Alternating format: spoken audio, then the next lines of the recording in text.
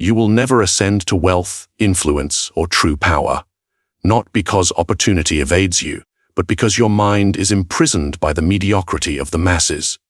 Today, we reveal the ruthless mental shifts the common herd refuses to make, and the cold strategies the few use to dominate life, money, and destiny. In the shadows of society, the majority toil, deceived by illusions of security and comfort. They follow trends, repeat the wisdom of others, and cling desperately to what is safe. But power does not dwell among the cautious, nor does fortune favor the predictable. Only those willing to think beyond the herd, to manipulate perception, and to seize control with deliberate calculation can claim wealth as their own. Today, I will strip away the comforting lies you tell yourself and expose the truth about how the elite think, act, and win where others fail. Do you see them? The masses, huddled in their routines, chasing fleeting comforts, believing they are free. Yet, they are prisoners of a subtle, invisible chain, their own unquestioned thoughts. Most men are not enemies of fortune, they are its blind servants. They follow the current, never stopping to ask whether it flows toward abundance or decay. They repeat what they hear, echoing the opinions of neighbors, the whispers of the marketplace, the comforts of conventional wisdom. And you, if you do not recognize it, are not immune. Consider the Roman citizens of old, who cheered for the victories of generals they barely knew, yet remained oblivious to the decay in their own city. They applauded outward displays of power while their wealth, security, and freedom eroded quietly behind closed doors. History is strewn with such blind devotion, a testament to how the herd willingly trades foresight for the illusion of safety. Do you hear the pattern? They obey, they mimic, they follow, and in doing so, they give away the one resource wealth cannot buy: strategic thinking. What is the herd but a machine of repetition, its gears oiled by conformity and fear? Every individual seeks the approval of others, yet few understand that approval is currency they cannot spend, power they cannot wield. You may call it caution, prudence, morality, but it is cowardice dressed in fine words. Look at the great families of Florence, who rose above peers not by virtue alone, but through cold calculation, careful observation, and the willingness to act while others hesitated. They saw opportunity where the common citizen saw risk. They understood that wealth is not a reward for diligence, it is the consequence of thought, strategy, and decisiveness. Ask yourself, how often do you consider your beliefs before adopting them? How many choices are genuinely yours, and how many are dictated by the expectations of others? Every unexamined thought is a chain, every unquestioned opinion a cage. The masses are bound by invisible walls, walls erected not by tyrants, but by themselves. The illusion of freedom is their comfort. And the tragedy, most never notice the walls until the bars are clamped shut around their ambitions, around their potential. Power does not knock politely. It is seized, and the weak, those who surrender to consensus, are trampled beneath its march. Look at the Medici, who understood that influence is invisible before it becomes irresistible. They did not wait for wealth to arrive as a gift. They studied alliances, manipulated perception, and exploited the predictable patterns of the populace. The masses followed appearances, the clever followed cause and effect. One yielded to whim, the other to strategy. One starved in ignorance, the other thrived in calculated insight. Which path do you follow? Do not mistake morality for strength. The world rewards those who think independently, who break free of conventional chains, who understand the machinery of thought itself. Observe any successful leader, any cunning merchant, any strategist who carved empires from chaos. Their secret is simple: they do not allow the herd to dictate their mind. They see the patterns, anticipate the reactions, and act with deliberate coldness. The herd reacts, the master initiates. The herd imitates, the master invents. The herd fears, the master calculates. And yet, even with understanding, freedom of thought requires courage. The courage to be isolated, to be misunderstood, to resist the seductive voice of consensus. Are you prepared to bear that loneliness? Are you willing to scrutinize your instincts, dissect your desires, and reject the comforts that keep others meek? For every mind that conforms, there is a chain forged stronger, a destiny deferred, a fortune lost. Imagine for a moment a city where all men think alike. Who rules such a city? The loudest, the boldest, the most cunning. And who are the rest? Shadows, echoes, expendable. You can choose to remain a shadow, or you can choose to wield the mind as a weapon. But the choice is only yours if you recognize the chains first. And now, knowing this, do you see them? The invisible bars, the subtle restrictions, the quiet imprisonment of your own mind. If you have recognized the trap, then prepare. For the next step is even more perilous, learning to bend the perceptions of others while mastering your own, to leverage the herd rather than be consumed by it. But that is a lesson for the few who dare to advance beyond mere awareness. Have you ever noticed how men speak of virtue as if it were a shield against misfortune? They claim to act for the good of others, to honor loyalty, to obey moral laws. Yet when fortune strikes, who stands untouched? Who truly prospers?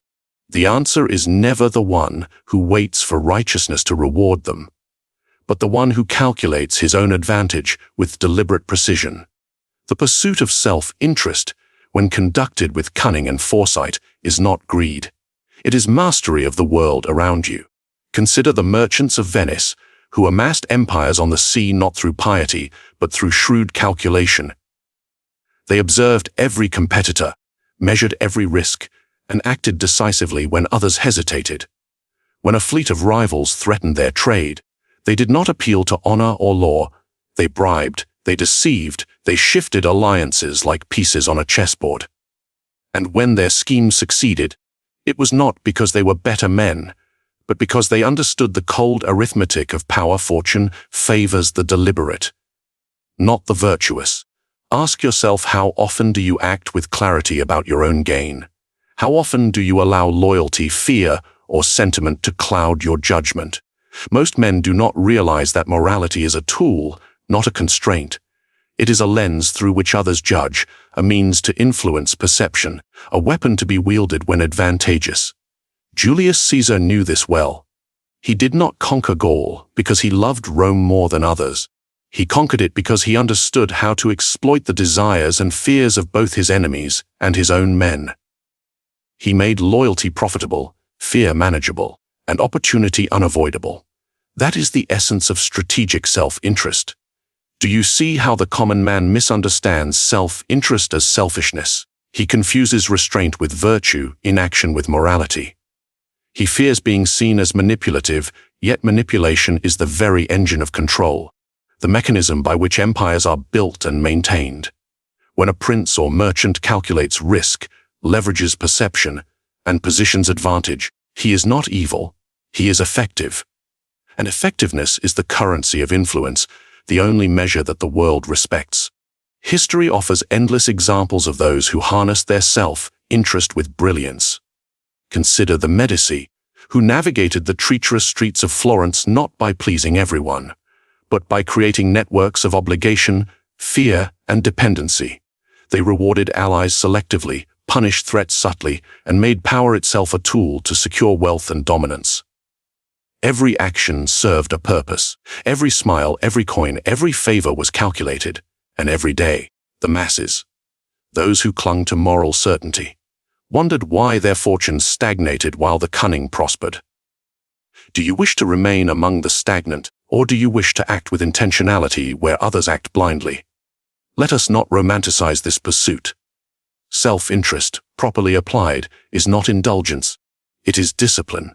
It requires the courage to look at the world without the comforting lens of morality, to identify leverage, to exploit opportunity, and to act decisively while others falter in indecision. Ask yourself, are you willing to do what the majority cannot? To embrace discomfort, isolation, and the cold clarity of calculation. To sacrifice approval for advantage. To place your own objectives above the illusions of fairness that bind the weak. Even the clever are often hesitant. They fear the judgment of peers, the scorn of tradition, the whispers of morality. Yet power does not respect hesitation, nor does fortune wait for approval. Those who hesitate are trampled. Those who act decisively, guided by reason and self-interest, Seize what the timid allow to pass. Consider the great conquerors, merchants, and statesmen. Every step they took was a choice, every victory a consequence of deliberate action. They understood that fortune favors the prepared mind, and preparation begins with understanding one's own advantage before considering the world's opinion. And now, you must ask yourself the most dangerous question. Do you have the courage to abandon the comfort of conventional morality, to embrace self-interest as a tool rather than a vice? Can you calculate, act, and influence without hesitation while the masses cling to illusions of virtue? The answer will determine whether you are led or whether you lead. The lesson is clear, yet perilous. Self-interest is not an admission of weakness, nor a surrender to greed. It is the architecture of influence, the unseen engine behind every empire, every fortune, every victory. But understanding is not enough. Observation alone will not elevate you. Action must follow, precise, deliberate, and unrelenting. And if you believe you have mastered this truth, prepare yourself. For the next step is even subtler. Once you control your own ambition, the true power lies in bending the perceptions of others, guiding them like currents, shaping their desires while concealing your hand. That is the path to influence the herd cannot resist. And it is a path only the audacious dare to walk. Do you notice how easily men are swayed? Their minds a playground for the cunning. They believe they act of their own volition, yet their choices are guided by invisible hands, shaped by suggestion, perception, and subtle influence. To control perception is to control reality itself.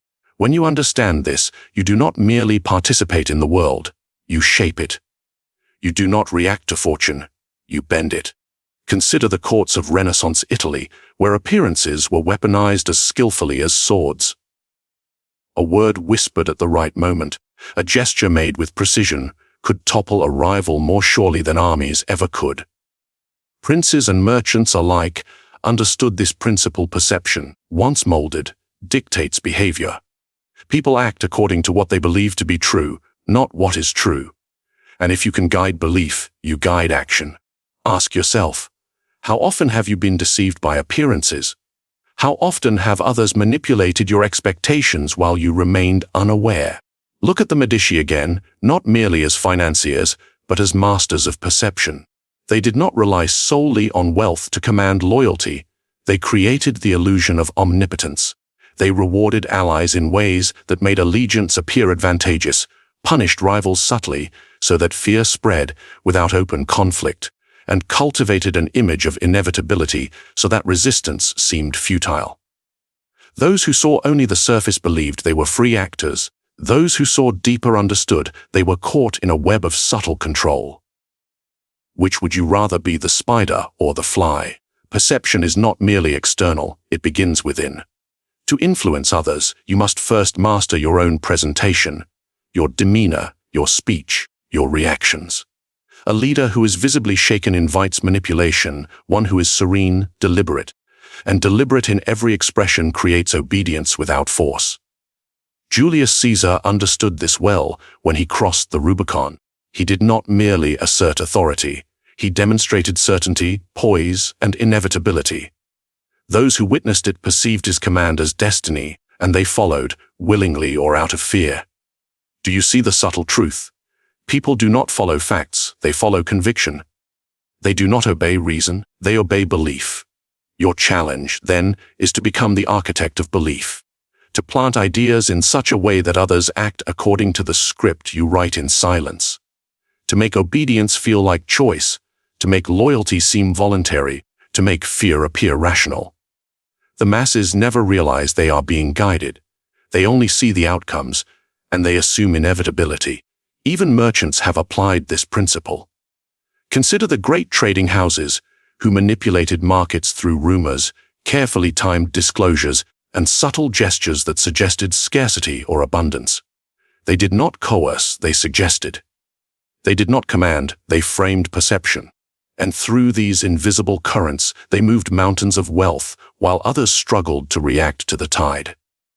The key is always the same. Control the lens through which others view the world, and the world bends to your hand. Yet, Perception is a delicate weapon. Misuse it, and the illusion shatters. Overreach, and people see your manipulation, act too cautiously, and it has no effect. The master understands timing, nuance, and subtlety. They measure the reactions of observers, adjust the narrative, and remain invisible in their influence. Every smile, every pause, every carefully chosen word is a tool, a lever, a pivot upon which outcomes turn. Do you have the patience and foresight to employ such a tool? The cold truth is this: men are predictable when guided by belief. They act to preserve reputation, seek approval, or avoid danger. And because their actions follow patterns, those who see patterns and manipulate perception can predict, influence, and exploit those patterns endlessly. Power, then, is not brute force. It is quiet orchestration. It is the invisible hand that turns men into instruments without their knowledge. Ask yourself, are you content to be led by appearances, to react to the whims of others, to stumble blindly through a world controlled by perception? Or will you take the first step toward mastery, learning to shape belief, command attention, and bend the intentions of men as easily as a sword cuts air? And now, having glimpsed the first layer of control, the manipulation of perception, you must prepare. For the next lesson is darker still, to act not only through perception, but through the silent, invisible strings of fear, desire, and anticipation, to make men act without realizing they are acted upon. That is the ultimate power, and it waits for those bold enough to take it. Do you tremble at the thought of risk, believing fortune punishes the bold and rewards the cautious? Observe the world carefully, and you will see the opposite is true. Fortune favors the prepared, the calculating, the deliberate. To act decisively where others hesitate is not recklessness, it is mastery. And mastery is the only path to lasting influence and wealth. Look at the great commanders of history. Alexander the Great did not merely march his armies into battle and hope for victory. He calculated terrain, morale, supply lines, and the psychology of his enemies. At Gaugamela, facing a numerically superior force, he did not freeze in fear. He exploited the disarray of the Persian army, positioned his troops with precision, and struck where they least expected. The masses might call such audacity luck, but those who study patterns understand calculated risk is strategy disguised as chance. Ask yourself, when was the last time you acted while others hesitated, seizing advantage while the timid waited for permission? Risk is never to be avoided. It is to be understood, measured, and wielded. The timid mistake caution for wisdom, failing to see that opportunity and danger are inseparable. The great merchant does not fear the storm, he charts it. He understands which ventures will collapse and which can be bent to his favor. When Florence's trading houses expanded into distant markets, they did not merely hope their ships would reach port.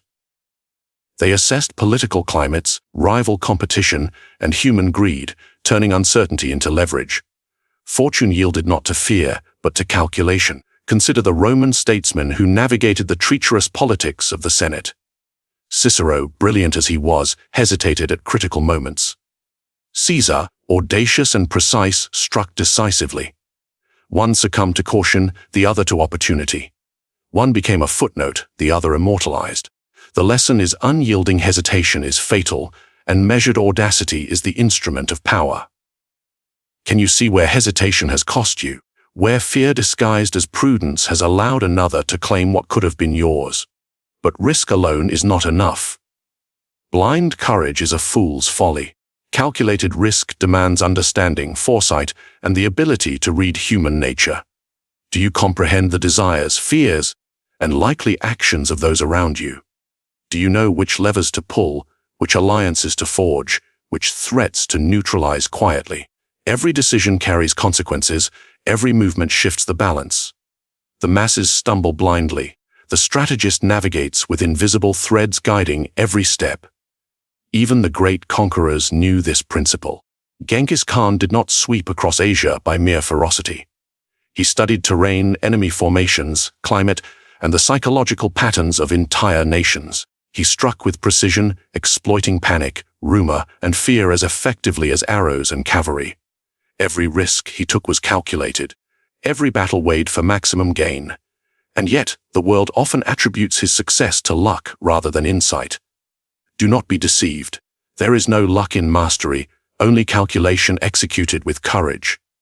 Ask yourself, when opportunity appears, do you pause to deliberate endlessly, hoping the perfect moment arrives, or do you act decisively, with knowledge and strategy as your shield? Most men choose indecision, fearing the shame of failure more than the stagnation of inaction. But power rewards action, even imperfect action executed with intelligence. A step taken in strategy is worth more than 1,000 days spent in hesitation. To embrace calculated risk is to embrace discomfort. It demands that you look beyond immediate safety, endure uncertainty, and act while others are paralyzed by fear. It demands that you trust your mind, observe patterns, and commit to decisive moves. And yes, there will be losses. But each loss is a lesson, each failure a tool for sharper calculation next time. The timid recoil, the cautious surrender, but the master converts risk into advantage. And now, you must confront a truth few dare to admit. In a world dominated by indecision and fear, decisive action is the ultimate leverage. Those who act are feared and respected. Those who hesitate are forgotten. You have glimpsed the power of calculated risk, but understanding it is only the beginning. The next step is even subtler: to integrate perception, influence, and action into a single, unstoppable force that moves both men and fortune alike. Prepare yourself, for the final lesson approaches, the one that separates mere opportunists from those who command outcomes with invisible precision. Once you master this, you will not merely act, you will orchestrate, anticipate, and dominate. And the herd will never see you coming. You have learned to observe the herd, to master your own ambition, to manipulate perception, and to act decisively where others falter. Yet there remains the ultimate challenge: breaking free from the thought patterns that bind ordinary men while thinking in levels they cannot even perceive. This is the mind of the strategist, the lens through which the world is not followed but orchestrated. Do you have the courage to see beyond the obvious, to act while others merely react, and to anticipate desires and fears before they are spoken? Consider the great statesmen and generals who shaped history. Napoleon Bonaparte, for instance, did not win merely because of armies or terrain. He won because he understood layers of thought that his enemies ignored.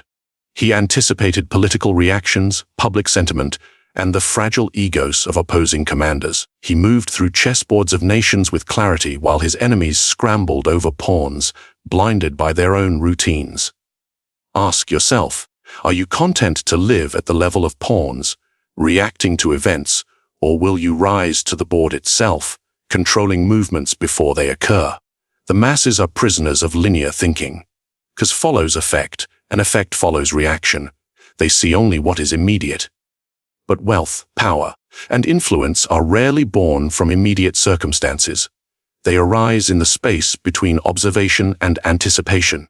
They emerge from understanding what others will do, what they wish to believe, and how they will respond when nudged in precise ways.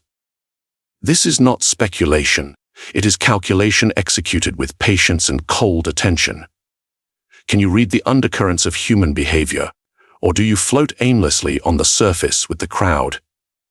Even merchants in the great trading cities of Europe understood this principle.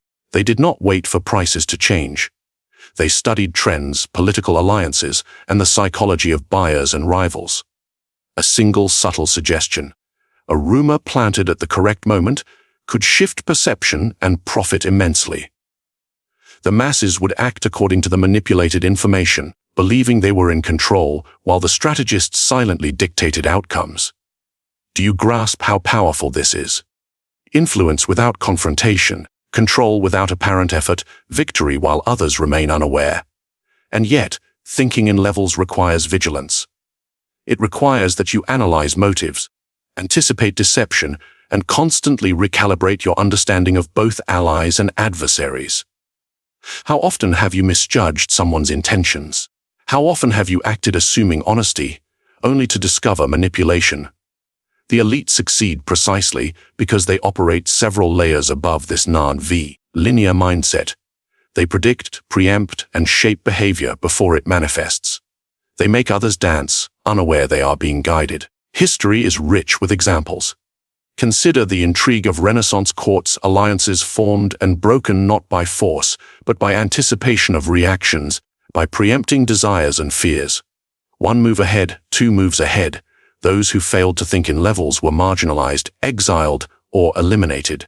The world does not reward the reactive. It rewards those who act in anticipation, who see the invisible threads connecting events and human choices.